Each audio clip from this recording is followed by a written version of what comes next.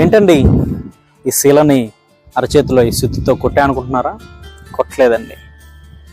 ఒకసారి మనం ఆలోచన చేస్తే మన ఇంట్లో వాళ్ళకి కానీ ఈ శీల అరచేతిలో గుచ్చుకుంటే మనం ఎంతో బాధపడతాం. అలానే క్రీస్తు మన కోసం తన అరచేతిలో పాపాలు శీలను ఇక్కడ కొట్టించుకున్నారండి. శీలను ఇక్కడ కొట్టించుకున్నారంటే అర్థం ఇక్కడ ఉన్న అరచేతిలో నుంచి రొమ్మ కొట్టుకుని నరాలకి తెంపు కొట్టుకుని యువతలకు రావడం జరిగింది. ఆ నొప్పి ఎలా ఉంటుందండి? ఆ శీల గుచ్చుకున్న వారికి ఆ బాధ అనేది తెలుస్తుంది. కానీ ఈరోజు క్రీస్తు పడ్డ బాధల్లో ఒక్కటి కూడా మనం వినట్లేదు, ఒక్క స్వార్థ చేయట్లేదు, దేవుని కోసం బ్రతకట్లేదు. కనీసం క్రీస్తు మన కోసం, మన ప్రభు పడ్డ బాధల నిమిత్తమైన మనం దేవుని కోసం బతుకుదాం, దేవుని యొద్దకు చేరుకుందాం. Thank you.